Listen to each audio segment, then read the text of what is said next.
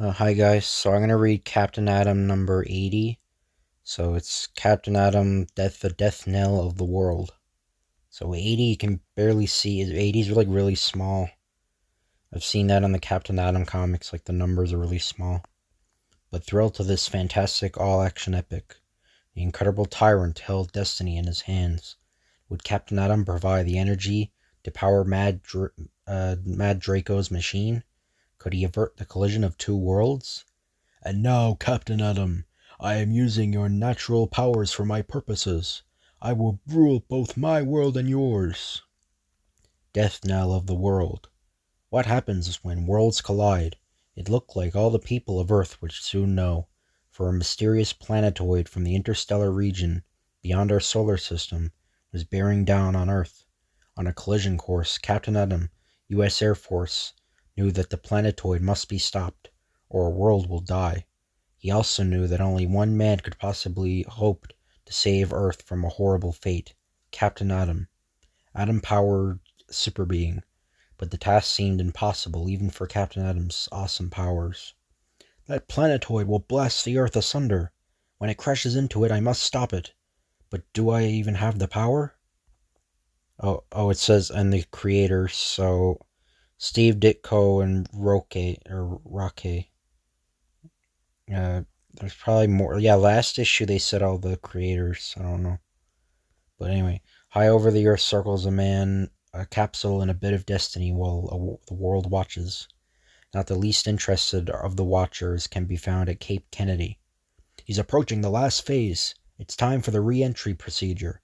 I pray that nothing goes wrong. What? Or fledgling to mother nest. I'm in trouble. Repeat, I'm in trouble. What? The fuel system is jammed. I'm getting no power responses. I'm trapped in my orbit. Keep applying pressure at short intervals, son. The fuel injection system may unjam itself. Start cutting in the emergency fuel reserve. Do you realize what this could mean, Captain Atom? If he can't break out of his orbit, his capsule will become his coffin in space. Huh? He's gone. That astronaut, he needs help. Fast. There's more involved than the reputation of the United States. A man's life is at stake. In the seclusion of the shadows, the incredible occurs. There's only one person who can rescue that astronaut. Captain Atom. It's no go, Ed. The injection system's blocked up, but good. Come on, boy. Give her one more try. 10 seconds later drag by, and then... Hey, it's taking hold. I can feel the power surging back. I'm taking her down. Woohoo! As the capsule angles down into the outer fringes of the atmosphere. That's funny. Could have sworn I saw a faint streak in the sky, like trailing fireflies. Must be my imagination. Guess that's my good deed for the day. No one will ever know that I gave the capsule a push in the right direction, though there may be a few puzzled technicians on Earth when they discover that the fuel system is still jammed up. Now to head back home. Once more an invisible flash stabs through the air over Cape Kennedy. Moments later. Hey, Captain, the General's looking for you. Check, Sergeant, I'm on my way. Captain Atom enters the office of General Eining. So this is before General Wade Eiling is the modern version of this. So one of the few men who know the existence of Captain Atom. I just received word from the President, Captain. He wants you to compose an account of that miracle that gave you the powers of Captain Atom. Yes, sir, I'll get on it right away. After a while, in the sanctuary of his quarters, Captain Atom begins his astounding tale. The year was 1961. I think Captain Atom first appeared... Well, it was only it was only like a year or 2 years. 1960. Or 59 or 60. I know Dwight Eisenhower was in the comic. I remember. I read that comic. Dwight Eisenhower was president in the comic. But I was a missile expert at Cape Kennedy, then called Cape Canaveral. I was making some last-minute adjustments at an Atlas missile just moments away from blast-off when... Drop the screwdriver. Gotta get out, fast. I struggled my way to recover the tool, but I knew, even as my hand closed on it, that I'd never be able to work my way back out in time.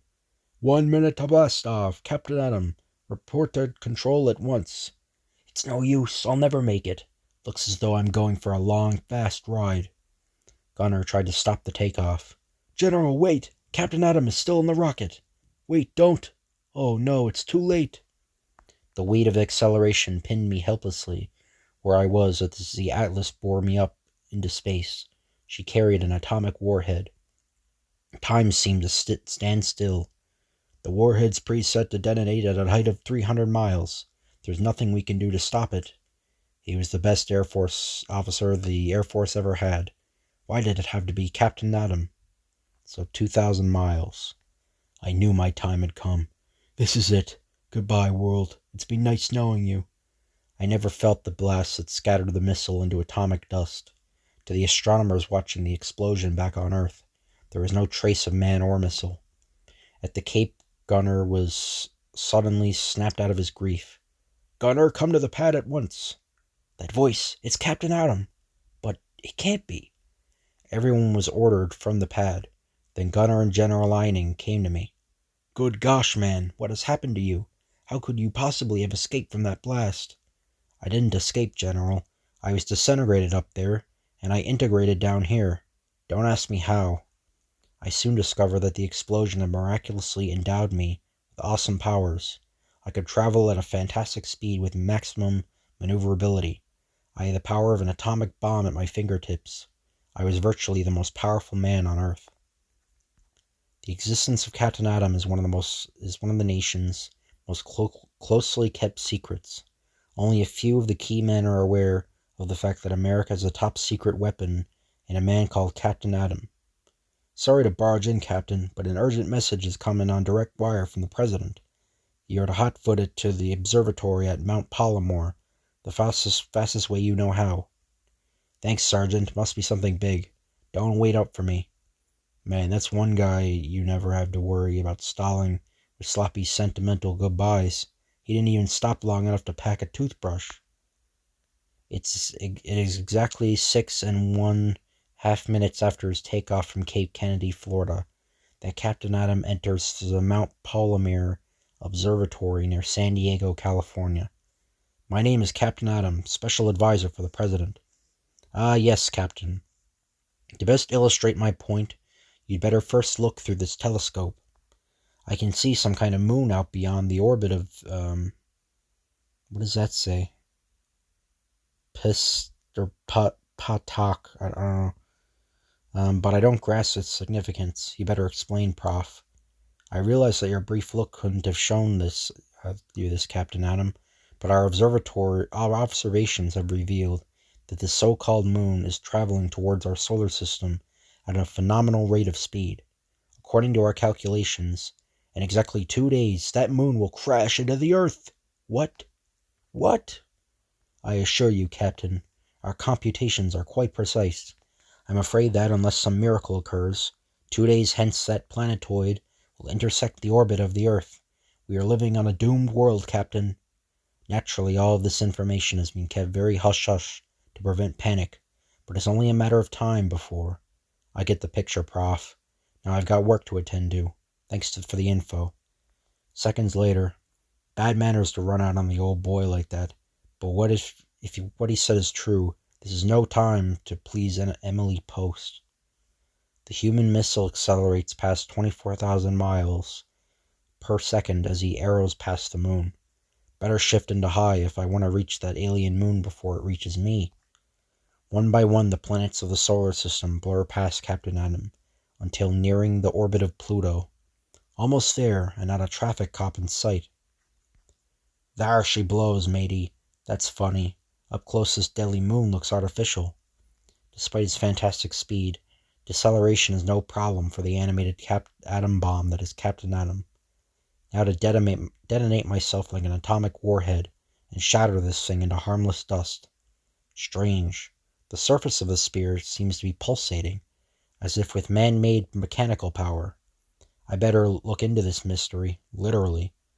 Much in the same way that he integrated on Earth the first time after his death in the Atlas missile, Captain Atom integrates through the skin of the puzzling planetoid. Incredible! The inside of the moon is hollow.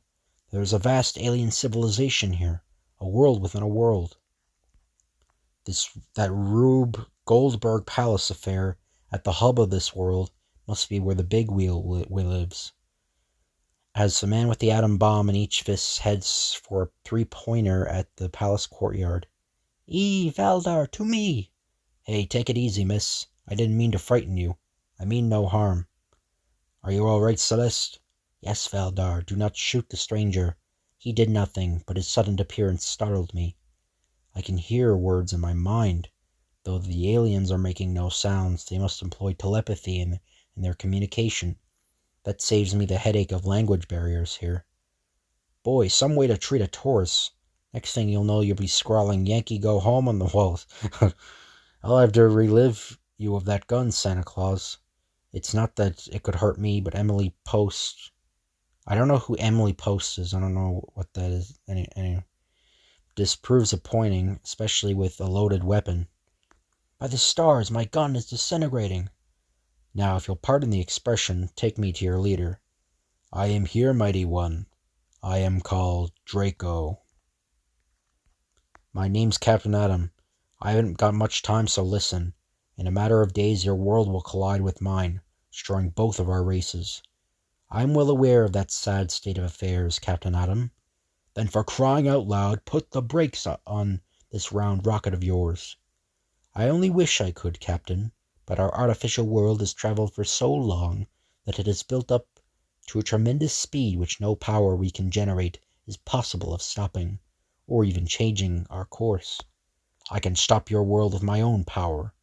Perhaps you could, Captain, but I'm afraid that's impossible too. What? You see, Captain, the pressure of stopping our world, or even shifting its course, would upset the entire gravitational compensation apparatus of our manufactured planet. In short, all of my people will be crushed to death. But there has to be a way to save both of our worlds. There just has to be. There is one, Captain. I have laid out plans for a gravitational motivator that, utilizing the gravity fields of nearby planets, could stop my world and at the same time account for the enormous deceleration pressures involved. But I lack certain materials to build it. Just tell me what you need, Draco, and I'll get it no matter what it is. Very well, Captain. It's the only chance we've got. As Draco leaves to prepare a hasty list. Captain Atom, there's something you should know about Draco, but let me go back to it a little bit and work up to it gradually. Our world, not this artificial one, but our home planet, was constantly war-torn. An atomic war so devastated the planet that it was literally falling apart. Our scientists predicted that we had a year to live before it would explode into cosmic dust. A small colony of peace lovers were all that remained after the war, having escaped the radioactive fallout by living in a domed city under the sea. Since our world was soon to die, our scientists constructed a gigantic ark to take us away into another world. Our first ruler on the voyage through space was just and wise, and all our people loved him. Then young Draco started moving up in power. Is it wise to give Draco such authority, my lord? If the boy is closely watched and properly guided, his keen mind can do much for our people. I have no fear for my crown yet, my friend. Then our ruler died, and Draco took over. And since then the world has labored under a cruel iron hand. Everything that Draco does is designed to increase his own power, not to help my own people. Then Draco can't really build this gravity machine? That's the real irony. He is the only one in our ark who is capable of constructing such a device, but you can bet there's more to his scheme than saving those two worlds. Saving two worlds. Be that as it may, I haven't got much of a choice but to play along with him. Here's the list, Captain. Woo-wee, this is some list. I must have everything listed there as quickly as possible, Captain Atom, or all is lost. As Captain Atom wings into the artificial sky on his life-or-death mission. I know what Valdar's been telling Captain Atom, but it doesn't matter. The Earthman doesn't have any choice. With two worlds at stake, he has to help me. And though the fool doesn't suspect it, by so doing, Captain Atom will make me the master of the Earth. First stop Earth, be it ever so humble. It isn't long before Earth's guardian is dropping through the clear night sky of his home planet. This pile of scrap metal should serve my purposes nicely. Beats me what Draco will use silicon for, but the best and quickest way to get a lot is from sand. This giant scoop I fashioned from the scrap metal should hold enough for my needs, and I doubt if the Sahara will miss a little sand. A quick trip to the alien ark, and this is the best I can do on such short order, Draco. That'll be fine, Captain. Now you'll have to chase a meteor down for me. There's the meteor, caught in Saturn's gravitational pull. Draco's detectors identified an element on it unknown to man. Earthman, that is, which is vital to his machine. As the astonishing human rides his prize out of Saturn's grasp. Get along, little doggy. With your help, Earth might be saved yet. And speaking of Earth, despite the government's efforts, amateur astronomers spotted the approaching danger, and the word is out. World doomed, collision inevitable, worldwide panic. All the routines of everyday life are torn apart as mass hysteria grips the world. Yet two men know that there are still a slim chance that destruction may be averted. One on the White House and one at Cape Kennedy. I know you're up there, Captain, doing your best to save our world. There's at least one guy down here who has faith in you. I know you can save us. You gotta. You're our only hope. And far out in space, here comes Jupiter's contribution. Depositing his burden, Captain Atom is about to continue with his race against time when, Captain Atom, may I have a word with you? Even though Draco is my father, he is also a tyrant. Now, if he saves our people with your help, they must be indebted to the man who oppresses them. But I know there's nothing you can do. It's all so unfair. I know the girl is right, but what can I do? Power-mad tyrant or not, Draco holds the fate of two worlds in his hands. A trail of stardust blazes through the vast emptiness of interplanetary space, and then, last stop, Mars. After returning to the satellite, the tireless human dynamo can do little save wait, while Draco labors on a world's hope. All right, Captain, the motivator is almost ready. There's only one thing left to do, and for it I need you. Fuse all of the outer surface together. There must be no crack on its skin, quickly. I hear and I obey as the master commands. Now hurry, get in the chamber. You must furnish the power to operate this motivator. Good. Now position yourself in the exact center of the sphere. Radiate power. More energy. More. As the planetoid hurtles past the moon, a madman's fingers play over a row of buttons. A determined Earthman strains to generate energy, and the destiny of two worlds hangs in the balance. There is a deadly silence on both worlds, as all wait for the inevitable. And then, astounding, impossible. The planetoid! It stopped! We're saved! The captain did it. I knew he would.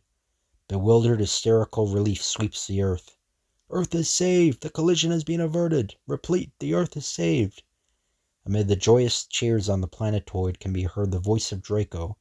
We did it, Captain. My genius and your power, we did it. Within the motivator. Oh, there's one thing I neglected to tell you, Captain. You are quite effectively trapped. And by trapping your natural energy, I intend to become ruler of your world as well as mine. You're mad, Draco. Mad? No, Captain. If I were mad, could I have devised such a clever prison? Any amount of power you exert to free yourself is automatically returned. Erg for erg. You are quite helpless, my friend. He's right. The more power I apply, the more counters my move. And the fiend knows I can't expand my full power. I blow up this whole world of innocent people in the process. As Draco leaves the motivator to bask in the cheers of his subjects, can I go in and thank Captain Atom for his help in saving us? I guess it'd be all right. You might as well see the man who's going to help me make you Princess of the Earth. And sighed. Captain Atom, what did my father mean by my being Princess of the Earth? It sounded so sinister. He plans to tap my natural power to threaten my world into submission to his rule. I'm helpless to stop him now. Is there anything I can do to free you? The forces binding me are delicately balanced. If you could find some large object to throw into the energy field, it might disrupt the stability. Otherwise, I fear my world is doomed. So I offer you 2 worlds, but you would betray me. You would turn against the father who would sacrifice all that you might have, that which other girls scarce dare dream of owning. Out of the motivator, Celeste. You shall never see the noble captain again. Celeste, stop! What are you doing? Perhaps I can make up in some way for the evil you have done, and prevent you from committing any more wrongs against our world, or Earth. Celeste, no, there has to be another way. Celeste! As the energy trap is broken, Captain Atom swoops up to catch the falling form of Celeste. Celeste, my own daughter. No, no, Celeste. Bound in your diabolical energy prison, I was powerless to save her. What's going on here? No, no, I murdered my own daughter. A short time later, your people are confused and uncertain. Now is when they need a strong hand to guide them. You must be their new leader, Validar. You are right, Captain. Thank you for everything. I shall do my best to lead my people wisely. And I offered Valdar and his people a sanctuary on Earth, but they decided that the Ark is now their home. It's probably for the best, now to power them back out of the solar system. Note: once the Ark had been stopped, it was then possible for Captain Atom to move it without the dangerous pressures involved when it was formerly moving so fast. Perhaps there is a lesson here for all worlds to learn. Only if men abandon selfish personal desires and work for the common good can there ever be true peace on earth, goodwill toward men. The end. So yeah, that's the end of this story. I hope you guys enjoy this video. If you could like, comment, or subscribe, that'd be appreciated. Thank you. I'll see you guys later.